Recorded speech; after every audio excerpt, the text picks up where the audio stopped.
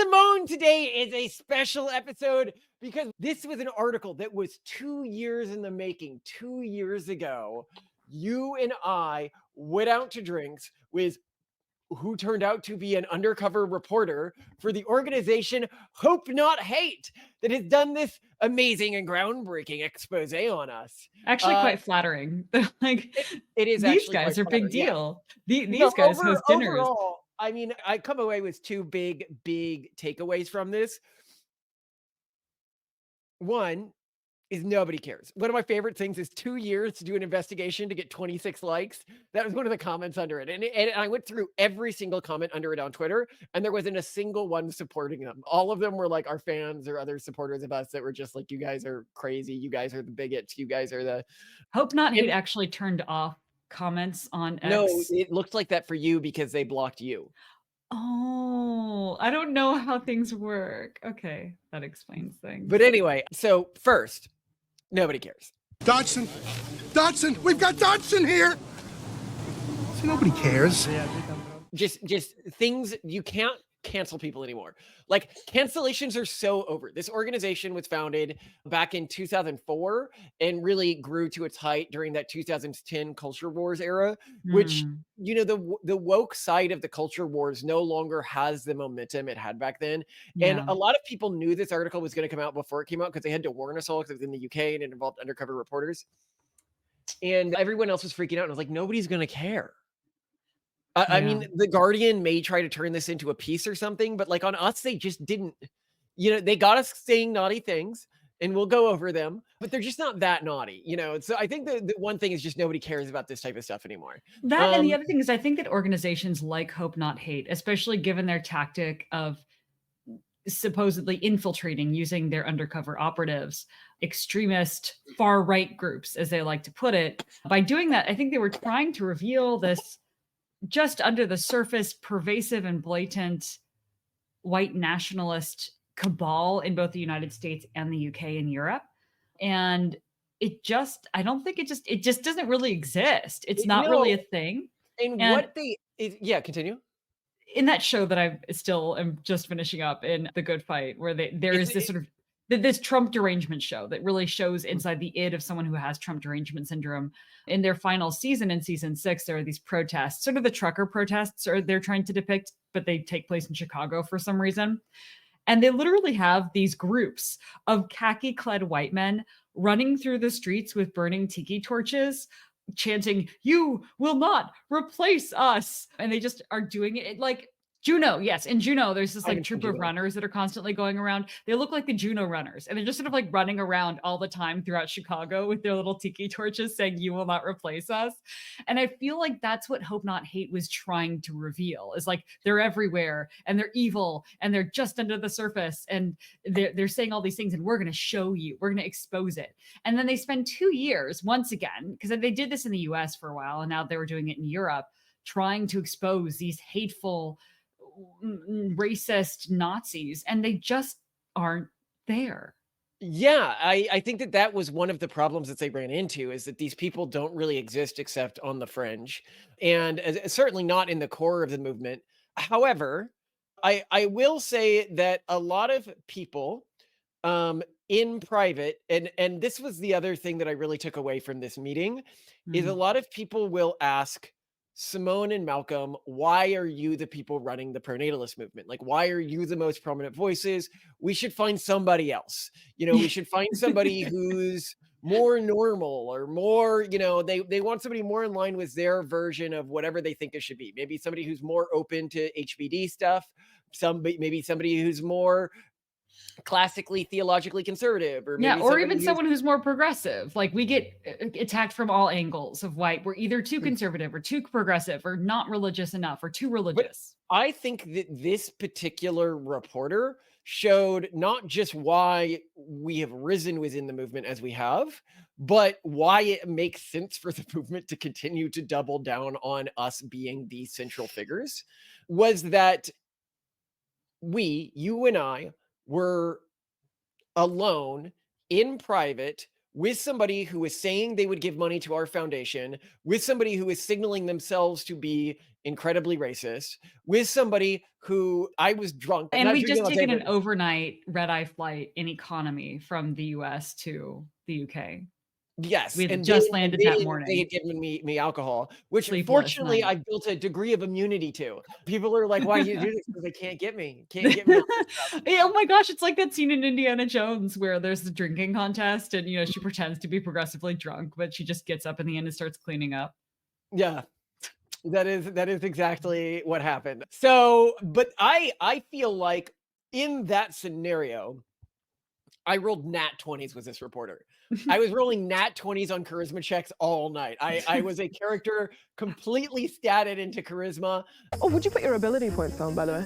I put mine into charisma. Oh, yeah. Charisma's important. Yeah. What'd you put the rest on? Charisma. Yeah, like, obviously, you out of your 20 starting ability points, you put some into charisma, and then you put some into, like, constitution and strength? Charisma, baby. You put them all into charisma? Hell yeah. Shit. Because I think it's very, very hard to talk about these types of issues in ways that do not come back and bite other people in the butt. And I Hmm. think often our supporters may not understand the full 4D chess calculation that's at play, particularly around things like human biodiversity, for example. Like they're like, oh, why are you guys always pushing that there really aren't that big of genetic differences between ethnic groups? Why don't you ever air any statistics to the contrary, etc.? And the core end of the day is one, the data just isn't that strong. You can go to any of our episodes on this, so it's not worth having this fight. But even if the data was strong, if we were the type of people who succumb to those susceptibilities, our fans aren't just basement 4chan, dwellers, right? Like, I love you, 4chan people. But what I mean is, there's this group of people in the comments, and there's this group of people who has time all day to spend online, and they don't really think about, oh, what happens when my boss at McKinsey comes to me and he said, hey, you said you support those pronatalist guys. Did you know that they're going around saying that there's significant IQ differences between ethnic groups that are completely genetic? Like, do you support that? Do you believe that? This is the type of thing that someone can lose their job over. And I think that a lot of people don't really consider the damage that can be done around stuff like this. And I think that this Hmm. article for us showed anybody who was hesitant. And I think that a lot of people have been hesitant about permanently attaching themselves to the prenatalist movement publicly because they don't know what crazy off the rails thing is going to happen to the movement that's going to fly back and hit them, right? Like that's a huge fear that especially people with big public followings have around the pronatalist movement. And this undercover piece, I think, brings those people a lot of comfort because they're like, oh, they're not just out there publicly saying we are extremely, extremely careful not to cross certain lines, but they structure their entire lives in private when they're drunk, when the only other person in the room is signaling that they're a big racist, when that person is offering to give the money. That they do not get tripped up. They do not even in terms of sympathy. And it's so easy to do when you're in the room with someone and you don't want to make them feel uncomfortable and you just say something like, well, maybe you're right about that, or maybe you're right about that.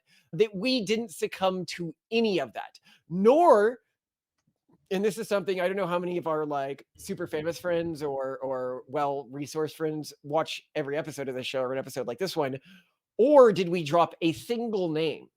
So it's not just that we keep your names out of our mouths on this show, also in private when we're talking to people, we don't use your names. In fact, even when Simone and I are talking not in private, we use code words for all of our famous friends because we don't want to be accidentally picked up on a phone or accidentally picked up by a table next to us or accidentally. So we are. Oh, even picked up by like the smart devices in our home. We just assume because at this point you really should.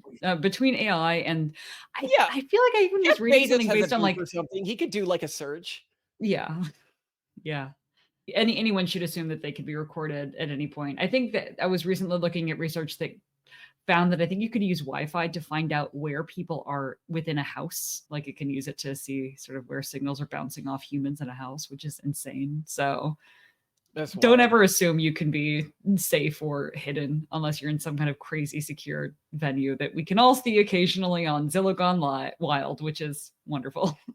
But let's go to the core of the claim or attack on us in the article, because I do think that that's something that has come up frequently in attacks, not just of us, but of the pronatalist movement at large. And it's something that I think needs to be addressed very clearly and head on, because it is very inaccurate, yet pervasive and persistent. And original accusations of us, in many ways, I think have been dropped because we've just so resoundingly addressed them. Perhaps we haven't resoundingly addressed this element of the criticism. Well, the polygenics versus eugenics argument is what you want to talk about? No. So the core of the thing that I'm arguing about is that they imply that we only want certain people, the right people, to be having But that's kids. true. Well, That's we true. want people Like, who care about the future to have kids. We pronatalism, want yeah, but I think that pronatalism for everyone is fundamentally a bad idea. You know, in the New York Times, when they it recently did a is. piece on us, and they're like, they want to force everyone to have kids, and we're like, absolutely not. You can look at like our Dinks video. We're dinks. We get into snobby hobbies like skiing and golfing. We're dinks. We can go to Florida on a whim. We're dinks. We're already planning our European vacation next year. Dinks. And I'm like, look, from a genetic standpoint, dinks probably shouldn't be having kids. They seem to be pretty low prosociality, pretty high narcissism. From a being a good parents, dinks shouldn't have kids. From a cultural standpoint, dinks shouldn't have kids. I don't. Yeah, think that but there's what they're any not culture- implying that. They're in fact implying basically the opposite. They're basically implying that we think that only white wealthy people should be having kids. And I They think that definitely that's don't imply that. They definitely don't. really. Yeah, so I'll go over the claims that are made and the specific things they got us for on camera, because they do have a camera. They've got like a camera of Simone talking here. That was you. Oh, that was my voice? Yeah, you with the Oh, biggest. I made the big slip up. Have Actually, you let's not talk watched the about- clip?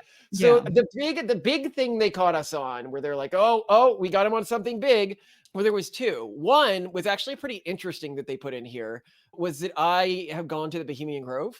That, you know, we talk about, it's pretty publicly known that Simone used to be managing director of Dialogue, which was founded by a secret society founded by Peter Thiel, and we've done some other secret society work for like this Futures Foundation, but that I haven't been publicly tied to the Bohemian Grove before because legally I couldn't publicly talk about it. So now I can only publicly say what they caught me in a private interview, I guess, which is I have been. So that's something which I actually don't mind being public. It adds more credibility to some of the other things I say I know about, where people are like, oh, he definitely doesn't know about that stuff. He can't possibly be that well connected. And then they're like, oh, he is actually that well connected. So that was one thing. And then the other thing was that we said, well, we go out and we talk to reporters and we say stuff like, you know, we want to help everyone, but in reality, you know, we try to focus on the elites, unfortunately. And I said unfortunately here. I was rolling full 20s that night, i.e., you know, and what we said in the response to them was, what do you expect? Like, we have a limited amount of money. Do you really think we can have the same amount of impact by talking to like 4 homeless people in Ohio instead of talking to like policymakers in DC or at major tech firms? And that is true. That is an angle to it. We talk specifically to the elites because the elites have influence.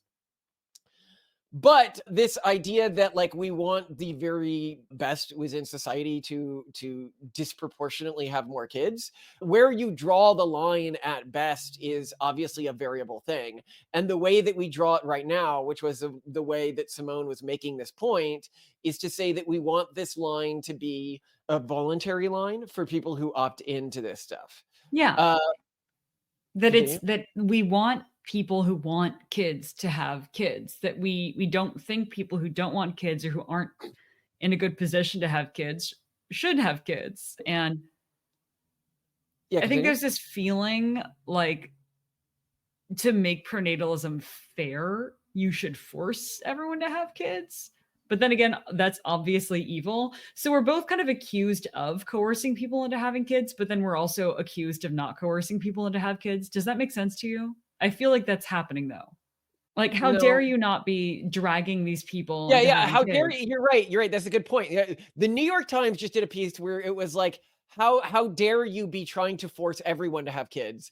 And then Mhm. these guys just did another attack on us, which was, how dare you not force everyone to have kids? Exactly. So we're being Which accused of both, and I wanna make it so clear that we do think, and this is actually so something that they first before this article came out, they emailed us last week Mm. saying, "We are going to publish something on you. Here are the allegations we're going to make. Do you wanna respond to any of these?" And we actually responded to quite a few things that ultimately didn't make it into the article because I think they ultimately discovered through our responses perhaps that they were making really weak claims. But one of their claims was elitism, that we only want very specific types of people, and that we only think, that oh, no, they do refer to it in this article that we're Calvinists and we only think the elect will matter and very Yeah. few people matter Which is in the so larger funny that scheme of the they universe. claim that they are an organization that promotes religious tolerance. And yet, and this isn't even like one of our weird techno-Puritan things. This is just common across all the Calvinist traditions.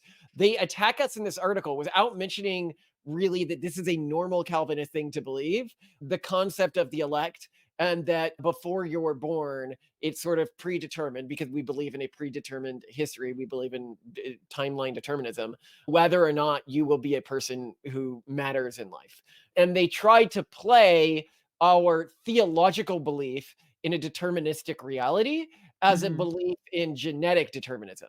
Well, and they Um, also try to connect the fact that we target elites in our marketing campaigns and in our influence campaigns, because obviously these are the people affecting policy, affecting culture, et cetera, which is where we have to place pressure to raise awareness about demographic collapse with our philosophy around who matters and who doesn't. So what they're trying to do with this article is imply that because we put our focus on elites in our tactics and campaigns, that therefore we also think elites are the only ones who are predestined to matter.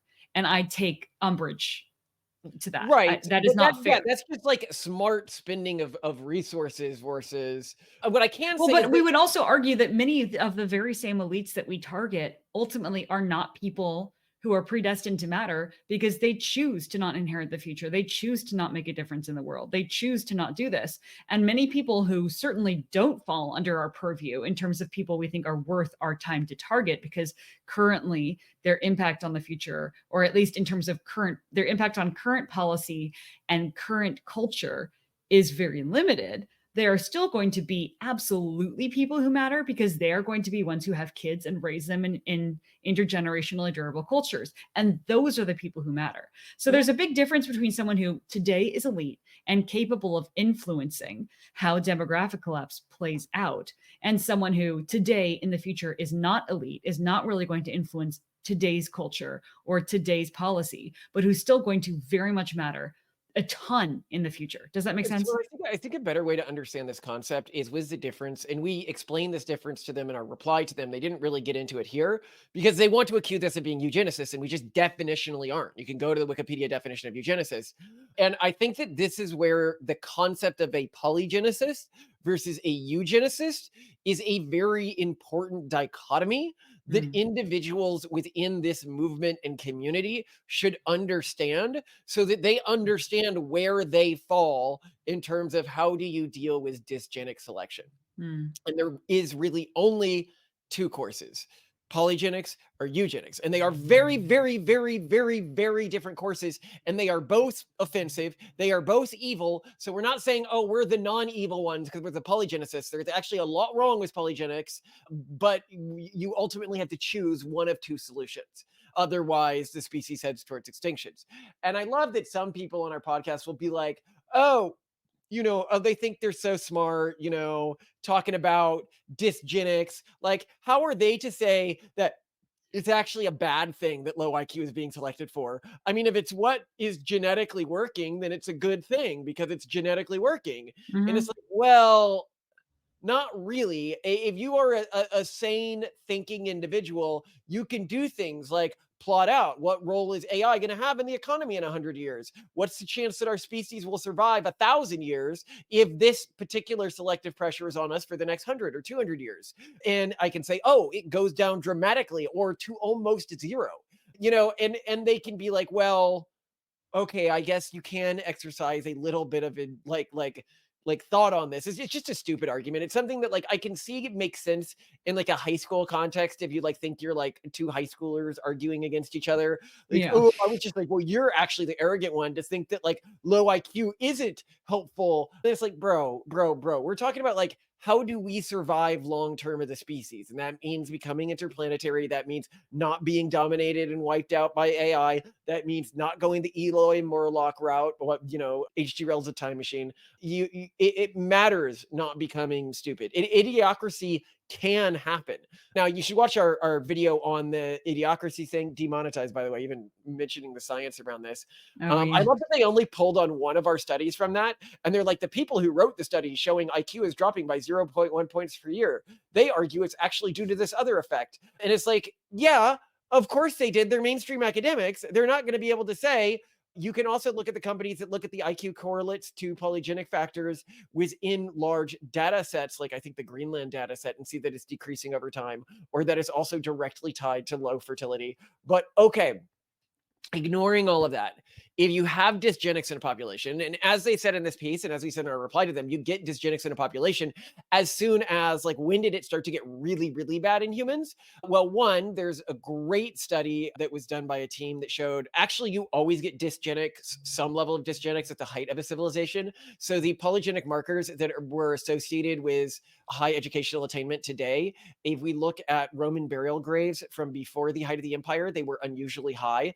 And then they start to decrease to much lower levels in the surrounding areas as the empire reached its peak, which of course makes sense. You when you live in a super abundant environment, you're not going to have the same environmental pressure selecting at you. But then it got really, really bad when we went from an environment where 50% of kids died before the age of 1 to one where almost nobody dies before the age of 1, because that's where you just get like random like genetic damage being carried over. Like evolution stops working or even maintaining what it's built when nobody dies.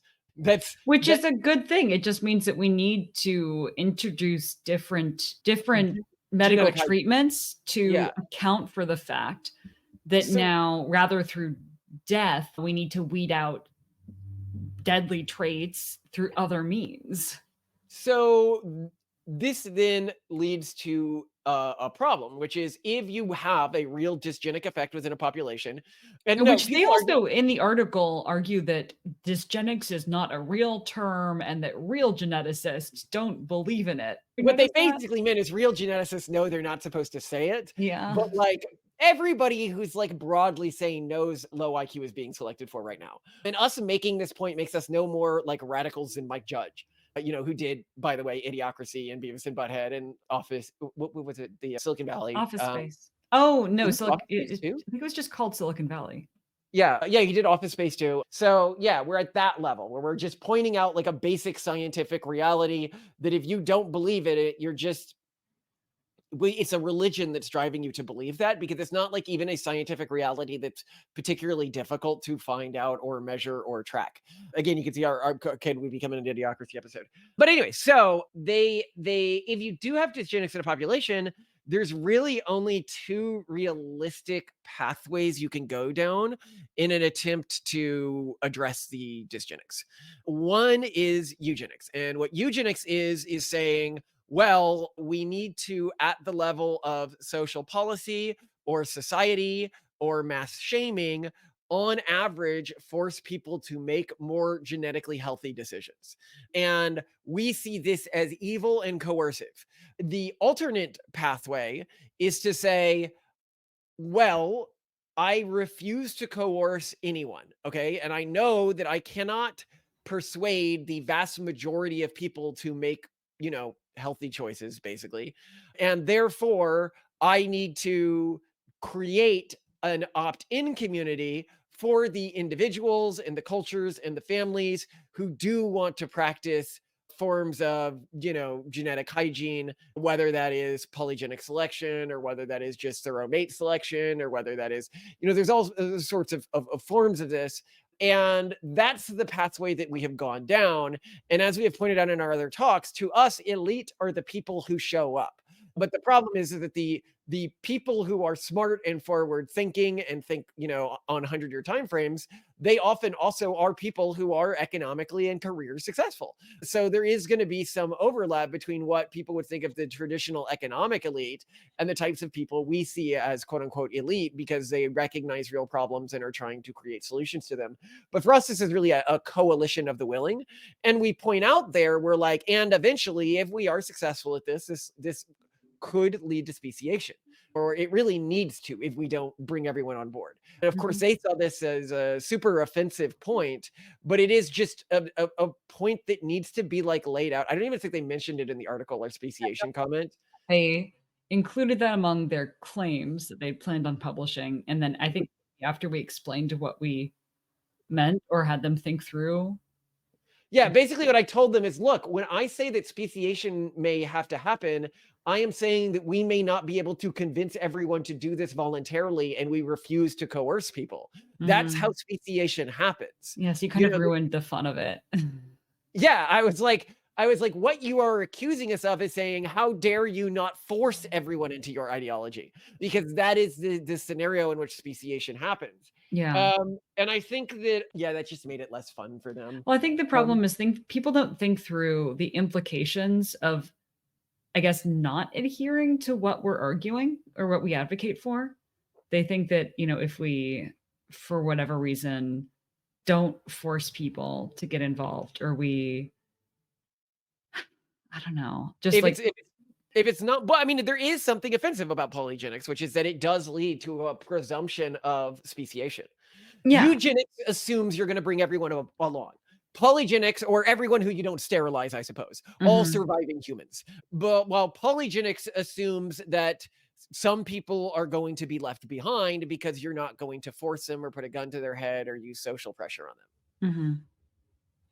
Yeah. Well, I mean, and in general, I think our movement is when anyone attacks us, they're just not really thinking through the implications of what they're arguing for versus what we're arguing for. Because if, for example, no one tried to intervene with regard to demographic collapse, again, things like gender equality and high levels of educational attainment, technophilia would all be kind of under threat, way more than they are. I mean, the basic things that they claim they care about. If environmentalism, if communities today that are having lots of kids, okay, if they end up creating the dominant cultural groups of far human future, the things that you act like you care about, like gay people and trans people, they will not be allowed to exist in the future.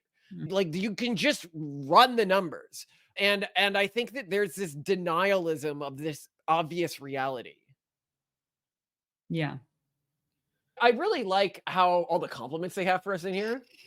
Yeah, their wording is so flattering. The best known activists in the transatlantic pronatalist scene are Malcolm and Simone Collins, former tech workers and venture capitalists. They are now the de facto spokespeople for the pronatalist movement and have landed coverage in an impressive number of publications in the UK, the US, and Canada. In September 2024, the Collinses appeared in the pages of the Wall Street Journal and a broadcast of NBC News. They have previously been profiled by The Guardian, The Telegraph, Business Insider, Vice, and Piers Morgan on his talk TV show. It's just so funny. I spoke last night at a Republican fundraiser in our area. I was given a very warm welcome, as a speaker and a candidate.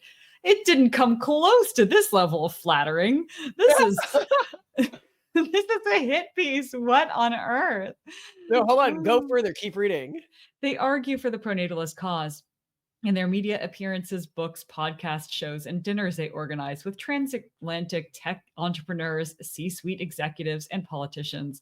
Simone is now running on a pronatalist platform in the Pennsylvania state elections for the Republican Party this November. She's contesting the District 150, which sits in Montgomery County, and although is currently held by a Democrat, was Republican until 2019. Simone and Malcolm have a sharp understanding of the media ecosystem. They speak in quotable sound bites and present themselves as amusing eccentrics. They talk, for instance, about the year of the harvest, when in 2018 the couple underwent IVF and their embryos frozen. Simone has joked with reporters that she wants to keep having kids until her uterus is forcibly removed. So far, the Collinses have 4 children and plan on a dozen. Uh, I really should just give people this excerpt from this hit piece on us when I know introducing us. this is why we should be running things, because this is the way our opponents see us, as they're like, well, they're very eloquent and they're really good at not stepping on landmines. But then here they do the classic thing that pretty much anyone who leans to the left does when trying to cover pronatalism from a non-charitable view, which is to say, these people believe in pronatalism. You know who else believed in pronatalism? Nazis. Because the Yeah, but next here's the thing, section, the communists in that era, when it was fascist versus communist versus capitalist, the communists were more pronatalist than the Nazis. They well, had actual pronatalist campaigns in their countries. I know. No. Like, No, wait, just no. Don't throw Marxism under the bus. But here's what they do. And this is just so classic in terms of how this movement is attacked. And it's so annoying because it's like, you know who also ate food? You know, the Collinses ate food. Hitler also ate food. Like, you can't do that. But they're like, key to understanding pronatalism is demographic collapse, the idea that an imminent crisis awaits society when women have fewer babies. This was captured best by Spearhead, a magazine founded by John Tyndall, a British neo-Nazi who once led the National Front and the British National Party. Okay, what? This was captured best by a Nazi who it's so bizarre. They seem to like know more about Nazis than we do. Like, I don't know Spearhead. I don't know this person. I don't know. I genuinely think that they have a better understanding of Nazi, like a modern Nazi ideology than we do. You don't think that, you know that, because we don't really know much about Nazi ideology. I have At no least I connection with don't. any of this far right stuff. Like, despite what they want to believe, I don't know any of this ecosystem where they're like, ooh, we tied you to. I remember when they were like, oh, Richard Spencer went to an event where you were talking, was one of the things they mentioned here.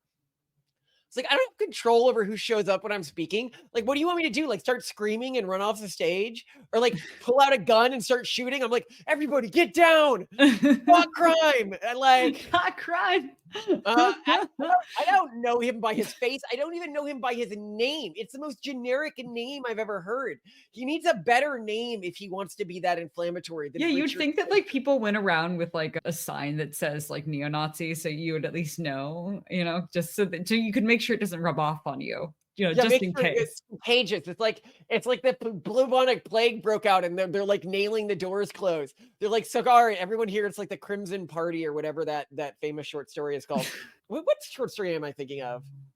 I don't know, actually. It was about the bubonic plague. Anyway, so the people will be saying in the comments, oh, you idiots, how could you not know this famous work? Anyway, so I also love that where they were able to get like really offensive stuff from us was from screen grabbing our title cards, because we always use like clickbaity title card things that aren't what we actually talk about in the episode. So one that was only a few episodes old was the episode where the title card said protecting education with Jewish technology, which was it showed like flames in the background. So I think they just didn't watch the episode and assumed it was anti-Semitic or something. Yeah, the whole episode is like, about how yeshivas are a good education system and we should borrow from them to better protect our own education systems. But I love, like, we have anti-Semitic, like some people who watch this are anti-Semitic, right? And they got all mad at that. They're like, why, you know, the Jews are the people who started all of this destruction within our academic system. And it's like, okay, first of all, that's not true. But like, even if you take this perspective, then why would you not be paying careful attention to how the Jews are differentially doing education and do it that way? Because apparently they're the architects around all of this. So why not borrow that cultural technology that they have purportedly been using in their master plot for years? It's an incredibly pro-Jewish episode. Anybody who actually watches our episodes know that there's actually a greater claim to be made that we are offensively phileo-Semitic and Zionist. Because I am an absolute Zionist. I believe very strongly in the state of Israel's right to exist. I'm sorry, what I should say is the right of the Jewish people to reclaim their ancestral lands from colonizers. and then to defend the ancestral tribal land that they reclaimed from the colonizing groups. That, by the way, destroyed their monuments and create. It's so funny that, like, unironically, the same progressive will be like, look at Mount Rushmore, how disgusting that they would chisel this in the wall, you know, their national pride of the presidents in the wall of this historic, like, spiritually important mountain to this tribal group. And then they, like, look at the Dome of the Rock on top of the old temple, and they're like, yes, this is right and good, and the Jewish people should not be able to rebuild this, even though they control the land. They should be getting no props for not rebuilding this. Actually, I might want to do a tweet on that particular subject, because that is actually a horrific thing that, like, people don't think about. So what are some of the other title cards here? Oh yes, gay, Islam, and birth rates. We're very pro-Islam in that episode. That's the episode where we start off and being like, a lot of Muslims have a really good head on this, but, like, not all Muslims are pro-gay, especially the ones who are in Hamas. Do the, like, gays for Gaza people not understand that, like, everybody who supported them in the region has already been killed? Like, and that's another thing that I think they don't, like, a lot of progressives don't get, is that Hamas, when they're like, what about the innocent people there? And it's like, yeah, Hamas went around killing them. Like, that already happened. There's not that many left.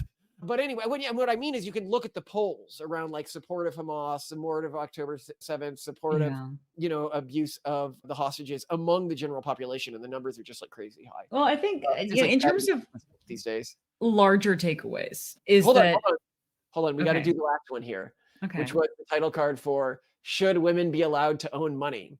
Women with money don't have kids. And this Well, one, of course, they chose to post that and not the one of triad wives or a progressive conspiracy. yeah. But I love that they did post that one, because they then quote me in it, where I'm like, well, it does turn out that if women had less money, they'd probably have more kids. But they don't put but that doesn't mean that we should give them less money line, you know, immediately after that. But okay, Simone, you wanted to wrap this up. I think the bigger point is that this is not a problem for us because of a couple things. And I think this is just, I think, a good proof point for other general advice that we give to a lot of people that I think a lot of people want to discount. One being that you should have very clear virtues, but also very clear vices. People should know what's wrong with you, and you should be very open about what's wrong with you, because it's going to come out And what's eventually. wrong with us, that we're horrible elitists? I mean, we've always Yeah, been that we're elitists, and that primarily that we're elitists and we believe in genes and are very open about that. And that we're But I weird, think that we're, the like, other openly big weird. thing that would come out of this for me, if I was somebody watching us or interested in potentially donating to the pronatalist cause, or getting more involved in the pronatalist cause, or saying, oh, let's see if I can platform them on a more mainstream platform. This, to me, I see as sort of like our public test. People got to see, in the most extreme conditions, what are we going to say? Like, is there going to be a moment? Because this was a huge thing for the Tea Party, where it turned out at one point that a lot of the people who were in leadership positions in the Tea Party, they got alone with reporters, and they started going, like, hog wild, racist, conspiracy, anti-Semitic. Is one day something like that going to come out on us? And I think that this was a pretty good test that, no, that's not going to happen. And I think that this is a very interesting thing. When we did the episode that was contrasting the new right movement, i.e. all these tech quote unquote elites that are moving into the right-wing media space, are they going to explode in the same way the Tea Party did? And I think one of the core things that led to the explosion and dissolution of the Tea Party, as well as the first base platform that supported Trump, is that these people were just they were actually under the table, like, super racist, super anti-Semitic, and them being exposed for that was always just a matter of time. This is And the your average second. American isn't going to tolerate that. And This is you're this, not, yeah. But this is the second point that I want to make, which is that a lot of people I know are really big on protecting their privacy, and they don't want people to know their views publicly. And the thing is, that can come out. And we were targeted without our knowledge by an undercover journalist, but it's not a problem with us because we didn't say anything to him that honestly we would not have said to a journalist who just told us they were a journalist from the beginning. We really didn't. And that's why this is not bad for us. And I would just encourage people to maybe rethink their strategy about, oh, I have to be super private and super, because one, it's very stressful. And the people I know who are really big on maintaining their privacy or not having certain opinions of theirs be aired publicly seem very stressed, very uptight, and like I feel like their lifespan is going to be shorter. They have more gray hairs. It's just very stressed. It's like trying to keep a lie, and they're not lying. Obviously, they're just trying to protect a private part of their lives.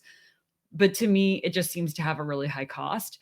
But then I would also just argue that things like this can happen to you. We're not the only people who are affected in this whole thing, and there may be people who are hurt a lot more than this because they've chosen to take Well, very no, private I stances. think that the people who are getting hurt by this, or that will be hurt by this, are people who we have privately had arguments with, saying you need to back off from this HBD stuff. You need to back off from this HBD stuff. It's gonna blow up in your face.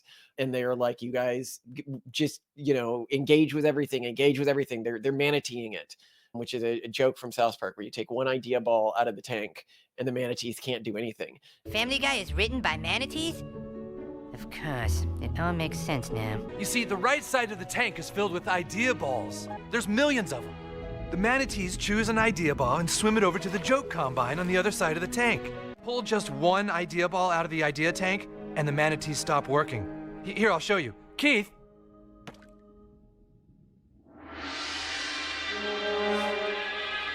All right, put it back in. And I'm like, look, we're in an existential fight for the species when it comes to fertility rates or dysgenics. You don't approve? Well, too bad. We're in this for the species, boys and girls. And it's just not worth engaging in certain topics right now.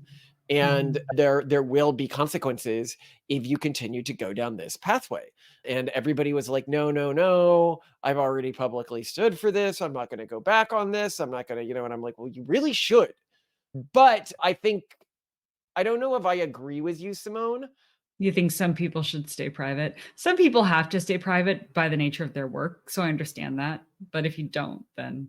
Yeah, I also don't know if I agree with you in saying that people need clear vices. The way we would around any sort of a friend or something like that.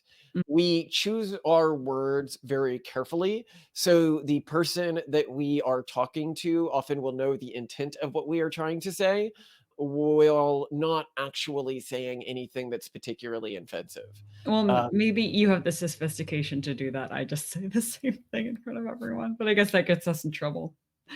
Like that time when a journalist was like, hey, can you explain what your critics say of you in their words? And I'm like, oh yes, they say this. And I had to keep interrupting you. And I was like, why are you doing this, Simone? That's the worst idea ever. I love you, Malcolm. And I'm glad that this wasn't bad. If you want to share this article, I have attached an archive link to it so you don't give them traffic to support more of their efforts. And you have to check out this absolutely wild place near our house called Arnold's Family Fun Center that felt so out of the 90s. It felt just like being at a Five Nights at Freddy's. And I loved it. Are you helping Titan buckle her seatbelt?